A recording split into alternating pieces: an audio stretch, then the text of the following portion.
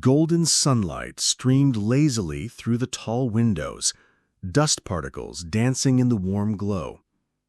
Lila Harper, a bright 15-year-old with long brown hair tied into a ponytail and sparkling green eyes, sat at her desk, sketching absent-mindedly. Across from her, Ethan Brown, her fun-loving best friend with short blonde hair and striking blue eyes, was yawning for what felt like the 100th time. The ticking clock seemed painfully slow. When the final bell rang, Lila leaned over with sudden excitement. "Ethan, you have to come to my house today. I found something strange in a box of my missing grandfather's things." Ethan raised an eyebrow. "Strange? Like what?" She smirked. "Not telling. You'll see."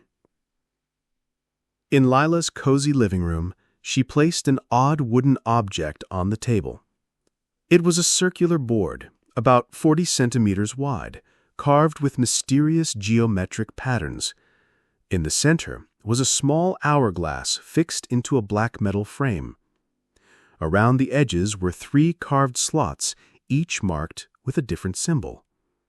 A knight chess piece, an open book, a golden key.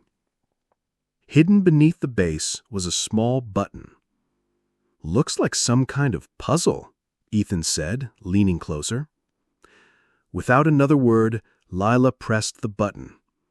The carvings glowed gold, a soft hum filled the air, and a swirl of mist surrounded them, pulling them into the game. They opened their eyes to find themselves standing on a massive chessboard.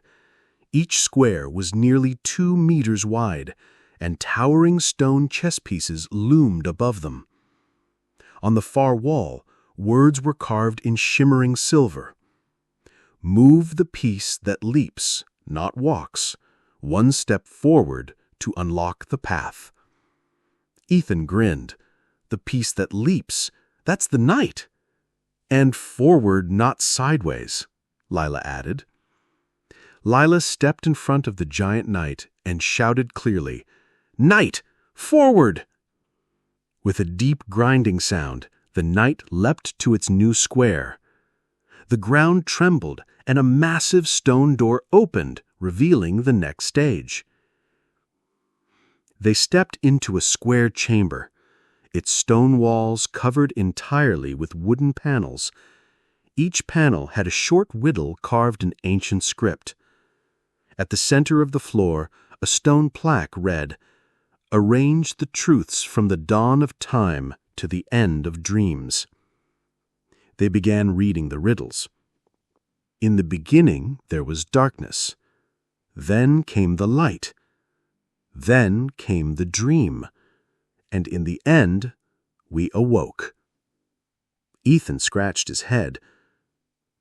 "It's just a timeline."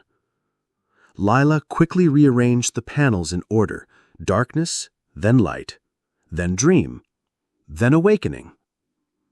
As soon as the last panel clicked into place, the walls glowed a warm gold, and a hidden passage slid open. They entered a dimly lit room filled with dusty tables, crates, and shelves covered in strange objects. On the walls opposite the entrance, glowing letters spelled out, "Collect the signs, for the key awaits those who see the path." Suddenly, soft footsteps echoed from the shadows. Ethan tensed, but Lila froze, her eyes wide. She whispered, "No, it can't be." From the darkness stepped an elderly man, tall, with white hair, kind gray eyes, and a warm smile. His brown coat swayed as he walked. "Grandpa!" Lila cried. She ran to him, tears of joy spilling down her cheeks, and threw her arms around him. Richard Harper embraced her tightly. "You've grown so much, my little adventurer. I never imagined our reunion would be here." Ethan smiled quietly. "Looks like the game planned this all along." After wiping her tears, Lila turned to the task. They searched the room. The sun was painted on an old lamp. The arrow carved into a bookshelf. The door painted on a wooden chest. The heart etched into a chair. They gathered the 4 marked objects onto a central table. With a click, a hidden drawer opened, revealing a golden key. Final scene. Return to the living room. Ethan picked up the key. Instantly, the room began to spin, glowing brighter and brighter, until they were back in Lila's living room. The game sat quietly on the table, the golden key beside it, and the hourglass frozen in place. Lila hugged her grandfather again. "I'm never letting you go this time." "Nor will I, Lila. But remember, the game isn't over yet." Ethan grinned. "Good. I'm ready for round 2."